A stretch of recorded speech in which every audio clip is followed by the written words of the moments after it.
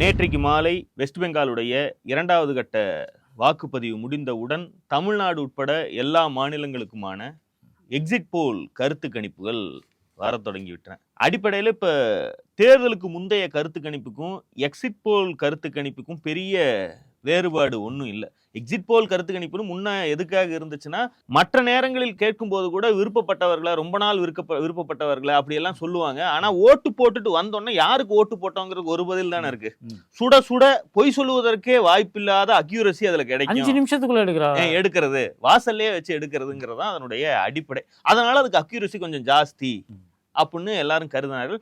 இப்போ இந்த மக்கள் பிரதிநிதித்துவ சட்டம்லாம் மாற்றப்பட்ட பிறகு 2010 இது பண்ண பிறகு ஏகப்பட்ட கட்டுப்பாடுகள் விதிக்கப்பட்டன. அதுக்கு ஒரு சைலன்ஸ் பீரியட் எல்லாம் கொடுக்கப்பட்டு, யாரையும் மக்களை ஒரு பேண்ட் வேகன் எஃபெக்டை உருவாக்கிடக்கூடாது, இதுதான் வெல்ல போகிறது என்கிற ஒரு தோற்றத்தை ஊடகங்கள் உருவாக்கிவிட்டால் அதற்கே நிறைய பேர் வாக்களிக்கக்கூடிய ஒரு எஃபெக்ட் வந்துடும். அது இருக்கக்கூடாதுங்கிறதுக்கெல்லாம் திட்டமிட்டு பண்ணியிருக்காங்க. முன்பெல்லாம் ஊடகங்கள் ஒரே நேரத்துல தான் எல்லாத்துலயும் செய்தி போடுவாங்க. இந்த 4 சேனல்ல செய்தி ஓட போகுது, இதுல நான் எந்த செய்தியை பார்க்கணுங்கிறதுக்கு யாரு உண்மையை சொல்லுவார்கள் அல்லது யார் எனக்கு விருப்பப்பட்ட செய்திகளை சொல்லுவார்கள்னு எனக்கு ஒரு ப்ரிஜுடிஸ் இருக்கும். அதன் அடிப்படையில் தான் நான் அந்த சேனலை செலக்ட் பண்ணிக்குவேன். இதுதான் அவங்களுக்கான கொக்கியா இருந்துச்சு. இப்படி இருக்கக்கூடிய சூழ்நிலையில எக்ஸிட் போலையோ அல்லது கருத்து கணிப்புகளையோ துல்லியத்துக்கு நெருக்கமாக கொடுத்து என்னை தக்க வைத்துக் கொள்ள வேண்டிய தேவை ஊடகங்களுக்கு ஒரு காலத்துல இருந்துச்சு. சோசியல் மீடியா எல்லாம் வந்ததற்கு பிறகு, டிஜிட்டல் ஊடகங்களாக மாறிய பிறகு ஒரே நேரத்துல எல்லாரும் நியூஸ் போடுறதுங்கிறது ஒண்ணு கிடையாது. யார் வேணாலும் எப்ப வேணாலும் போடலாம். நான் அந்த நியூஸை கன்சியூம் பண்ணணும் அல்லது அந்த செய்தியை கன்சியூம் பண்ணணும்னா நான் எப்ப வேணாலும் பண்ணிக்கலாம். அதனால அவனுக்கு ஒரு நஷ்டம் இல்லை. எல்லாரும் 8 மணிக்கு தான் பண்ண போறாங்க, எந்த சேனலை பாக்குறானோ அவனுக்கு தான் டிஆர்பிங்கிற கணக்கு இப்ப இல்ல. அப்போ எப்ப வேணாலும் பார்க்கக்கூடிய ஒரு செய்தியில சென்சேஷனல் தன்மையை எவன் அதிகமா கூட்டுறானோ அவன் எப்ப வேணாலும் அந்த வியாபாரத்தை பார்த்துக்கலாங்கிற நிலைமை வந்துருச்சு. அப்படி இருக்கக்கூடிய சூழ்நிலையில தான் இதுல வியாபாரம் பார்க்க ஆரம்பிச்சாங்க. இந்த சென்சேஷனல் தன்மைங்கிறது ஒவ்வொரு கட்சிக்கும் ஒரு செட் ஆஃப் ஆடியன்ஸ் இருக்காங்க. அந்த ஆடியன்ஸை குசிப்படுத்துற ரிசல்ட்டை கொடுப்பதுங்கிறது ஒரு வியாபாரம். இவர் ராஜ்தீப் சர்தேசாய் ஒரு ட்விட் போட்டிருந்தாரு. அவர் எக்ஸிட் போல தயவு செஞ்சு லாட்டரி டிக்கெட் குழுக்கள் மாதிரி பண்ணாதீங்க அப்படின்னு சொல்லிட்டு அவர் போட்டிருக்காரு. அவர் என்ன சொல்றாருன்னா, இதை எடுக்கக்கூடிய நிறுவனங்கள் அவங்களுடைய சாம்பிளிங் மெத்தட் என்ன, எந்த அடிப்படையில் நம்ம எடுத்தோம் அப்படிங்கிறதெல்லாம் முன்வைக்கலைன்னா அந்த சர்வேக்கு எந்த விதமான ஒரு மதிப்பும் கிடையாது, கொஞ்சம் சீரியஸாக பண்ணுங்கப்பா அப்படின்னு சொல்கிறாரு. அவர் தான் இந்த எக்ஸிட் போலு, இந்த ஒப்பீனியன் போலு இதெல்லாம் ஆரம்ப காலகட்டத்தில் எடுக்கப்பட்டப்போ அதில் ரொம்ப தீவிரமாக இயங்கியவர். அவரே இப்போ இத்தனை வருஷம் கழிச்சு மனசு போய் சொல்லக்கூடிய அளவுக்கு தான் இப்போது எக்ஸிட் போல்ஸ் இருக்கு. இவங்க டேட்டா கலெக்ஷன் ஆகட்டும், சாம்பிளிங் டெக்னிக் ஆகட்டும், அதில் இருக்கக்கூடிய வெளிப்படத்தன்மை அல்லது நண்பகத்தன்மை, இவங்களுடைய மெத்தடாலஜி, இது எதையுமே அவங்க பெரிதளவில் பேரளவுக்கு இருக்குதே தவிர அது துல்லியத்துக்கு நெருக்கமா வருதுங்கிறதுக்கான ஆதாரங்கள் எதுவும் கிடையாது. குறிப்பா ஆக்சிஸ் இந்தியா போல அவன் தமிழ்நாட்டில் எடுத்திருக்கான், சர்வே எடுத்திருக்கான், சாதி வாரியாக நான் எடுத்திருக்கேன் அப்படின்னு சொல்லிட்டு ஒரு தரவுகளை வைக்கிறான். அதுல 9% பிராமணர்கள் தமிழ்நாட்டில் இருக்கிறதா அவன் சொல்லியிருக்கான். மயிலாப்பூர்ல எடுத்திருக்கான். ஸோ மயிலாப்பூர்ல எடுத்து அந்த அதை நம்பர்ஸா அவன் கன்வெர்ட் பண்ணவே தான் தாவேக ஆட்சி அமைக்குது அவனுடைய சர்வேல பாத்தீங்கன்னா. முன்பு எடுக்கப்பட்ட ஒப்பீனியன் போல் எல்லாம் பாத்தீங்கன்னா 70% திமுகவுக்கான வெற்றி வாய்ப்பு, திமுக ஆட்சி தொடரும் அப்படின்னும், ஒரு 30% அதிமுகவுக்கும் கொடுத்து ஒப்பீனியன் போல் வந்துச்சு. எக்ஸிட் போல்ல என்ன மாறி இருக்குன்னா, அதே 70 திமுகவுக்கு கொடுத்து 20-10 பிரித்து ஒரே ஒரு ஆக்சிஸ் மை இந்தியா மட்டும் தாவேக ஆட்சி அமைக்குது அப்படிங்கிற மாதிரியான, ஏன்னா அதை வச்சுதான் நேற்றைக்கு முழுக்க ஊடகங்கள் உருட்டி கொண்டிருக்கின்றன. இந்த தாவேக ஆட்சி அமைக்குதுன்னு சொல்லக்கூடிய பிரதீப் குப்தாவுடைய மை ஆக்சிஸ் கூட லைவ்ல உட்கார வச்சு கேட்டா அது ஒரு இண்டிகேட்டர், ஒரு சின்ன மார்ஜின்ல தான் ஜெயிக்கிறாங்க, கர்ணம் தப்புனா அதுவும் போயிரும். அப்ப எவ்வளவுங்க போயிரும்னு கேட்டா ஒரு 40 தொகுதி போயிரும். அதாவது குடுக்கறதே 90, அதுல 40 சட்டுன்னு போயிரும்னு அந்தாலே ஒத்துக்கிறாப்ல. இந்த லெவல்ல தான் அவங்க பண்றாங்கன்னு. ஏன்னா இந்த பிரதீப் குப்தா 2024 நாடாளுமன்ற தேர்தலின் போது அவர் ஒரு கருத்து கணிப்பை சொல்லி லைவ்ல உட்கார வச்சு ரோஸ்ட் பண்ணாங்கன்னு ஸ்டுடியோலயே அழுதுட்டாரு. இந்த லெவல்ல தான் இருக்கு. இன்னைக்கு இவர்கள் செய்வதெல்லாம் ஒரு பர்சன்டேஜ் ஒருத்தன் வாக்கு வாங்குறான்னா அவனுக்கு ஒரு சீட்டு கிடைக்கும் அப்படின்னு ஒரு கணக்குக்குள்ள பர்சன்டேஜ் சீட்டா கன்வெர்ட் பண்ணிடுறாங்க. தப்பா இருக்கு. அவங்க நார்த் இந்தியாக்காரங்கிறதுனால தமிழ்நாட்டோட ரீடிங் தப்பா இருக்கு. உண்மையில சொல்ல போனா தமிழ்நாட்டில் இருக்கிறவங்கள கன்னியாகுமரியில என்ன நடக்கும்னு கணிக்க முடியாது. நம்ம இங்க உட்காந்துட்டு சென்னையில உட்காந்துட்டு கன்னியாகுமரியுடைய நிலவரங்களை கணிக்க முடியாது. 8% நாம் தமிழர் வாக்கு வாங்கி இருக்கு கடந்த முறைனா, இவங்களுடைய மெத்தடாலஜியின் அடிப்படையில 8 சீட்டா அது கன்வெர்ட் ஆயிரும். ஒரு 5 to 10 சீட்டா அது கன்வெர்ட் ஆயிருன்னு இவங்க கணிக்கிறாங்கல்ல. ஆனா நிதர்சனத்துல அது ஒன்னா கூட கன்வெர்ட் ஆகும். நீங்க 30% தொட்டால் ஒழிய தமிழ்நாட்டில் எந்த தொகுதியும் நீங்க ஜெயிக்க முடியாதுங்கிறது தான் நிலைமை. 30% தொடாத ஒரு 3வது அல்லது 4வது சக்திக்கு கணக்கு தொடங்கவே படவே படாது. 33% இருந்தா தொடங்குது. 33% தொடாமல் நீங்க சீட் கன்வெர்ஷன் இங்க நடக்காது. தமிழ்நாட்டுடைய மனநிலையில அதுதான் உண்மை. People's pulse, Minnambalam, P Marq, Matrize, Chanakya ஸ்ட்ராட்டஜிஸ்னு பல்வேறு நிறுவனங்களுடைய எக்ஸிட் போல்கள் நேற்று வந்திருக்கு. அக்னி நியூஸ் சர்வீஸ்னு. அக்னி நியூஸ் சர்வீஸ் தான் திமுக கூட்டணிக்கு 169 சீட்டுகள், அதிமுகவுக்கு 64 அப்படிங்கிற கிட்டத்தட்ட 2021 தேர்தலில் வந்த அதே ரிசல்ட்டை கொடுக்கிறது. மற்றவர்கள் எல்லாம் திமுக கூட்டணிக்கு 125 150 வரைக்கும், அதிமுகவுக்கு 65 80 வரைக்கும், கிட்டத்தட்ட எல்லா கருத்து கணிப்புகளும் சொல்லக்கூடிய ஒரு ட்ரெண்டுனா இதுதான் இருக்கு. இதுல எனக்கு என்னன்னா, ஒப்பீனியன் போல்லையும் சரி, இந்த இப்ப நாம பார்த்து கொண்டு இருக்கக்கூடிய எக்ஸிட் போல்களையும் சரி பார்க்கக்கூடிய ஒரு முக்கியமான விஷயம், அதிமுக குறிப்பாக என்டிஏ உடைய உண்மை நிலையை, ஓட் ஷேரை அப்படியே தங்களுக்கு ரிசல்ட்டை காட்டிடாம, அவங்க மனம் கோணாதபடி, அவங்க இப்பவே மனசை விட்டுடாதபடி, ஏதோ ஒன்னு ஒரு சங்க தூக்கி உள்ள போட்டு கூட்டி காட்டுவதை தான் ஒப்பீனியன் போல்லையும் பண்ணிருக்காங்க. சொல்லிட்டு வெளியில வரும் அது மாதிரி. அப்போ அதிமுகவுக்கு எதையாவது கூட்டி காட்டணும்னா அதை எங்கிருந்து எடுக்கணுங்கிறதுல இவங்களுக்கு ஒரு குழப்பம் இருக்கு. அப்போ 3வதாக வந்திருக்கக்கூடிய தாவேகாவுடைய ஓட் பர்சன்டேஜ்ல இருந்து தூக்கி அதிமுகவுக்கு சேர்க்கலாம்னா அதுக்கும் மனசு ஒப்பல. போன வாட்டி எலெக்ஷன்ல ஓட்டே இல்லையே. இவங்களுக்கு வந்திருக்க நம்பரே 15 to 18 இவங்க வைத்துக் கொள்கிறார்கள்னா அதை மெயின்டைன் பண்ண விரும்புறாங்க. அதுல இருந்து ஒரு 5 தூக்கி அதிமுக கொடுக்கணும்னு மனசு வரதில்ல. அதனால அவங்க என்ன செய்யறாங்கன்னா, திமுக கூட்டணிக்கு ஆல்ரெடி 2024 தேர்தலில் வந்த வாக்கு சதவீதத்திலிருந்து குறைத்து அதை தூக்கி அதிமுகவுக்கு கொடுத்து குழந்தை அழாம பாத்துக்கிறதுக்காக எடப்பாடிக்கு இந்த வேலையை செய்கிறார்கள். ஆனா இதுவே அவர்களுக்கு மனசு விடுற கண்டிஷன்ல தான் இருக்கு. கிட்டத்தட்ட 10க்கு 8 கருத்து கணிப்புகள், எக்ஸிட் போல் கருத்து கணிப்புகள்ல அதிமுக ஆட்சி அமைக்க முடியாது, 60 to 80 தொகுதி தான் அது வெற்றி பெற போகிறது என்று சொல்கிறார்கள் என்றால் அது அவர்கள் கொண்டாடுவதற்கு ஒண்ணும் இல்லை. அது ஆறுதல் பரிசு சோப்பிடப்பாங்கிறதுக்காக எடப்பாடி அதை வைத்துக்கொண்டு ஐடிவிங்களை கொடுத்து இதை பரப்புங்கடான்னு சொல்ல போறது கிடையாது. அப்போ திமுகவும் இவங்க ஏவரேஜா 40+ அப்படின்னு சொல்லிடுறாங்க.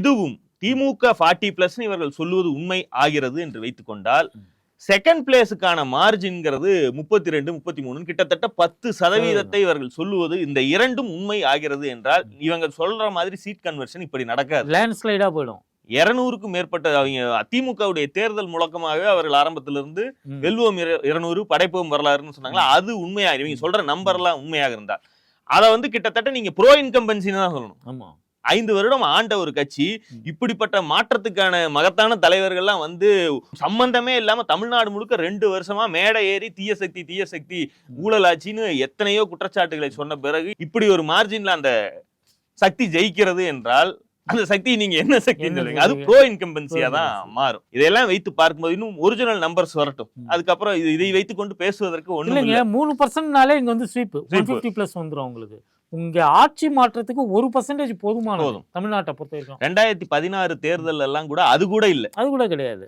கிட்டத்தட்ட 2க்குமான வாக்கு வித்தியாசம் ஓட்டாவே பார்த்தா சில லட்சங்கள் தான், 3 லட்சம் 4 லட்சம் தான் திமுகவுக்கும் அதிமுகவுக்கும் வேறுபாடாகவே இருந்தது.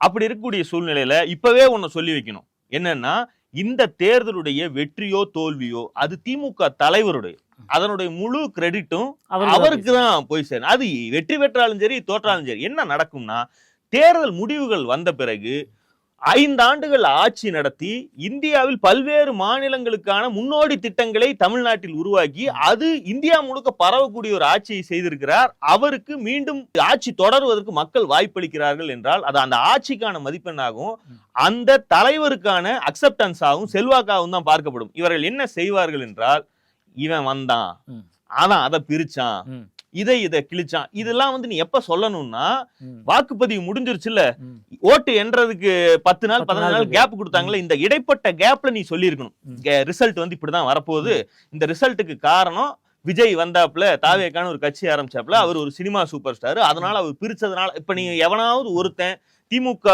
எதிர்ப்பு நிலைப்பாடு எடுக்கக்கூடிய ஊடகவியலாளர்கள் யாராவது ஒருத்தர் இப்ப நான் சொன்ன மாதிரி ஓட்டை வந்து ஒரு மூன்றாவது சக்தி பிரிக்க போகுது, ஆன்டி இன்கமன்ஸ் ரெண்டா பொளந்திருக்கு, இது அதிமுகவுக்கு வீழ்ச்சியை தரும் அப்படின்னு யாரும் சொன்னாங்கன்னா யோக்கியமானவர்கள். அவங்க நாளைக்கு பேசுவதற்கு எல்லா உரிமைகளும் இருக்கு. ஒருத்தர் 2 பேர் சொல்றாங்க ரிட்டையர்ட் ஆனவங்க மாதிரி. ஆமா, இந்த தொழில இருந்தே ரிட்டையர் ஆன மாதிரி இருக்காங்க. அப்போ இவர்கள் வந்து நாளைக்கு என்ன சொல்லுவாங்கன்னா, இப்பேற்பட்ட ஒரு சாதனையை அவர் நிகழ்த்தி விட்டால் அது அவருடைய சாதனை இல்லை, அது தானாகவே நடந்தது. இல்ல முதல்ல ஒரு விஷயம் உடையுது இல்ல, திமுக 2ஆம் முறை ஆட்சிக்கு வந்ததே இல்லை. வந்திருக்கு திமுக, அது இவங்களுக்கு தெரியாது. இவங்களுக்கு அது வந்து நம்மளாம் பிறக்கிறதுக்கு முன்னாடி வந்ததுனால வந்தது.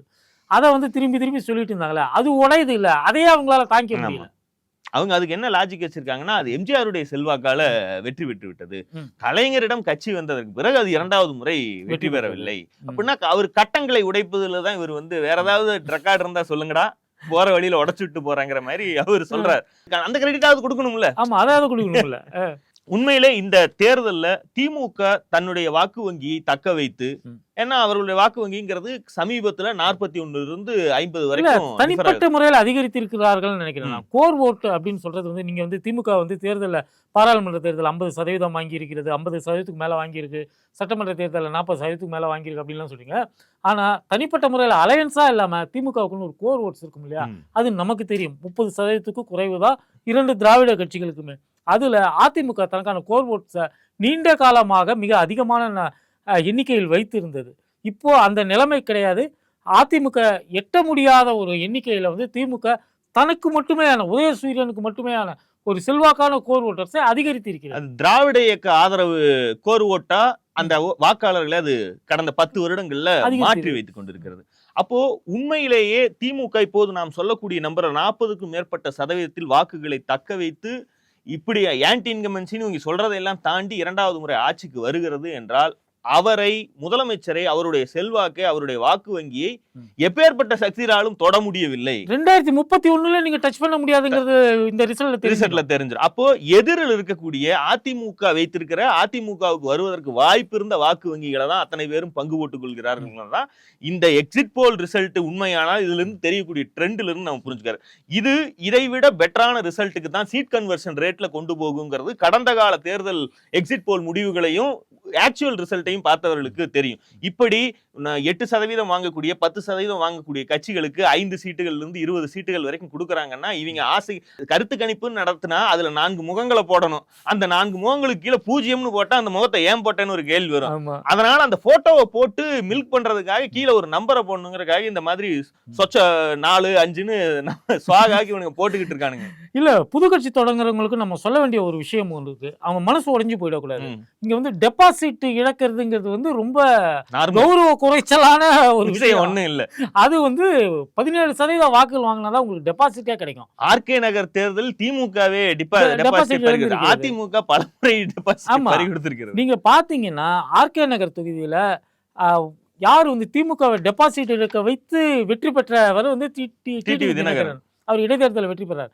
அடுத்த தேர்தலில் 2021 தேர்தலில் அதே டிடிவி தினகரனுடைய அமமுக அங்கு வெறும் 1% வாக்கு தான் பெற்றிருக்கு. அப்போ அதனால வந்து நீங்க வடநாட்டில் உக்காந்துக்கிட்டு இங்க வந்து எக்ஸிட் போல் அப்படின்னு சொல்லிட்டு அக்ஷிதானந்த கோபால் இவங்கெல்லாம் வந்து நாங்கள் களத்தில் இருக்கிறோம், நாங்கள் போய் மக்களை பார்க்குறோம், இந்த மாதிரி என்ன பண்றாங்க, 2 கேமராமேனை தூக்கிட்டு பீச்சுக்கு போறாங்க, பீச்சில் இருக்கிற அந்த சுண்டல் வைக்கிற பாட்டி கிட்ட தொண்டர்கள் வந்து அந்த அம்மா பீச்ல வெயில்ல சுத்தினதை பார்த்து இது வல்லுவா களப்பணிங்கிறாங்க. உண்மைதான். ஏன்னா இவனுங்க தலைவர் பண்ற வேலைக்கு இது களப்பணியாதான் தெரியும், அது பிரச்சனை இல்லை. அந்த அம்மாவே வந்து என்ன சொல்லிருச்சுன்னா, தம்பி ஃபார் யுவர் கரெக்ஷன், இந்த வேலையை நான் செய்யல, நான் இந்த சேனல்ல தான் வேலை பார்க்கிறேன், இதை செய்தது வந்து பிரதீப் குப்தாவுடைய கம்பெனி, நீ எதுனாலும் அங்க போய் கேட்டுக்கோ அப்படிங்கிற மாதிரி சொல்லு. இன்னைக்கு வந்து ஒப்பீனியன் எடுக்கிறது அப்படிங்கிறது வந்து இந்த ஜேவிசி ஸ்ரீராம், கோலாகல சீனிவாஸ் இந்த கும்பல்கிட்ட நீங்க இதை பார்க்கலாம். ஒன்றும் கிடையாது. எல்லா ஊருக்கும் போறது, இவங்க போகலன்னு நம்ம வந்து சொல்லவே கிடையாது. போறாங்க, போயிட்டு முதல்ல இருக்கக்கூடிய ஒரு 10 வீடுகளில் போயிட்டு மைக் அப்படியே நீட்டி யாருக்கு ஓட்ட போட போறீங்க அப்படின்னு சொல்லி கேட்குறாங்க. ஜூனியர் விகடன் அதே தான் செஞ்சிருக்கிறாங்க. ஒவ்வொரு தொகுதியிலும் 400 பேர்கிட்ட போயிட்டு நாங்கள் கேட்டோம். அங்கே வந்து 150 பேர் திமுக சொன்னாங்க, 140 பேர் அதிமுக சொன்னாங்க, தாவேகாவுக்கு 95 பேர் சொன்னாங்க அப்படிங்கிறது. இது சரியான ஒரு கருத்து கணிப்பு மெத்தட் இல்லை அப்படின்னு நம்ம ஏற்கனவே பல ஷோக்களில் பேசியிருக்கிறோம். எக்ஸிட் போல்லையும் அதே மாதிரியான ஒரு மெத்தடாலஜி தான். எக்ஸிட் போல் கிடையாது, இது வந்து போஸ்ட் போல்னா ஒப்பீனியன். ஆமா, இவங்க என்ன பண்றாங்கன்னா இதுக்கான ஒரு கேப் இருக்கு இல்லையா, எக்ஸிட் போல் வெளியிடுவதற்கான ஒரு கால அவகாசம் கிடைக்குது இல்லையா? அதற்கு அடுத்து தேர்தல் நடந்ததுக்கு பிறகு அந்த ஒரு வார காலகட்டத்தில் இவங்க எல்லார்கிட்டையும் போய் கேட்குறாங்க. யார் கையெல்லாம் மை இருக்கோ பார்த்து அவங்க மை இருக்கிறவங்களாம் கூப்பிட்டு வச்சு யாருக்கு ஓட்டு போட்டிக்க அப்படின்னு சொல்லி கேட்குறாங்க. இது ஒரு சரியான மெத்தடாலஜி இல்லை அப்படிங்கிறது தான் நம்மளுடைய இது.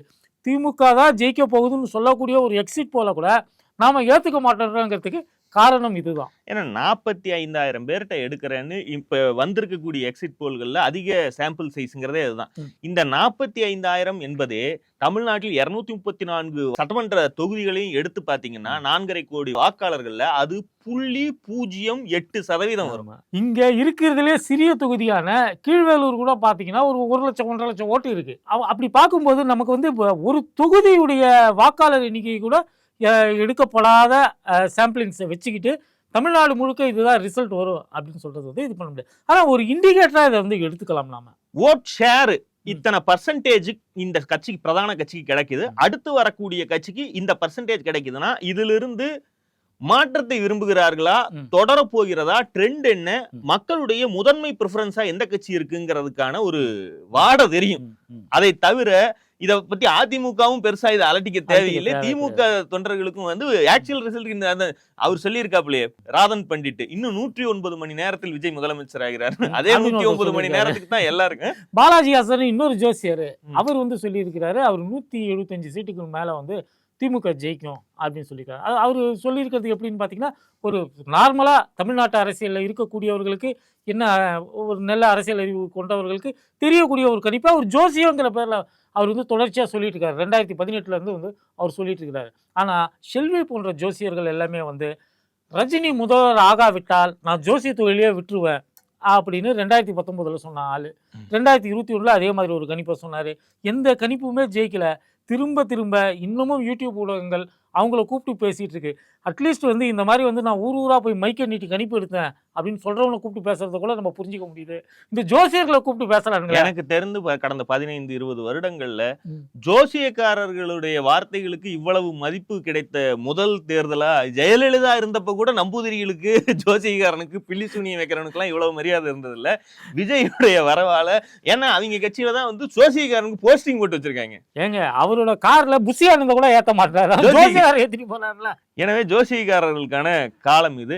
எக்ஸிட் போல் ரிசல்ட்டுகள்ங்கிறது ஒரு ட்ரெண்டை காட்டுகின்றன. இதற்கு மேல் தேர்தலுடைய ஆக்சுவல் ரிசல்ட்டுங்கிறது ஏன்னா இதுக்கப்புறமும் கூட தாவேக தொண்டர்களை வந்து மனசுற்றாதீங்க, இவன் அத்தனை பேரும் பொய் சொல்றானுங்க, நாம ஆட்சி அமைக்கிறோம்னு இவங்க தூண்டி விட்டு கொண்டிருக்கிறார். அதிமுக காரர்கள் கூட அப்படி சொல்லுவதில்லை. அதிமுகவுடைய ஐடி விங்ல இருப்பவர்கள் கூட திரை மூடப்பட்டு விட்டது போல் இருக்கிறது, இதற்கு மேல ஒண்ணும் பண்ண முடியாது, எடப்பாடி வேலைக்கு மாட்டாருங்கிற முனகளை எல்லாம் பார்க்க முடியுது. ஆனா அவனுங்க கட்சி என்ன பண்ணுதுன்னா, அந்த கட்சியில் இருக்கக்கூடிய நிர்வாகிகளே டிவியை நம்பாதீங்க, எக்ஸிட் போல நம்பாதீங்க, எவன் சொன்னாலும் நம்பாதீங்க, எலெக்ஷன் கமிஷனே சொன்னாலும் நம்பாதீங்க, அஜித் சொல்லாப்ல உலகமே உன்னை எதிர்த்தாலும் நம்பாதேங்கிற மாதிரி. ஆமா, ஆதவர்ஜுனாவே சொன்னாலும் நம்பாதீங்க, விஜய் தான் வந்து மக்களின் முதல்வர், அதனால அதுலயே நீங்க பிக்ஸ் ஆயிக்குங்கன்னு இது பண்ணிட்டு இருக்கானுங்க. 4ஆம் தேதி ரியாலிட்டிக்கு இவர்கள் போய் இவர்களை தொடுமா, கடைசி வரைக்கும் இந்த டெலு வேர்ல்டுலயே இவங்களை இன்னொரு 5 வருஷத்துக்கு வச்சுக்கிறதுக்கு பிளான்ல வச்சிருக்கானுங்களான்னு நமக்கு தெரியல. மீண்டும் சந்திப்போம். லைக் பண்ணுங்க, ஷேர் பண்ணுங்க, கமெண்ட் பண்ணுங்க. நாளை சந்திப்போம்.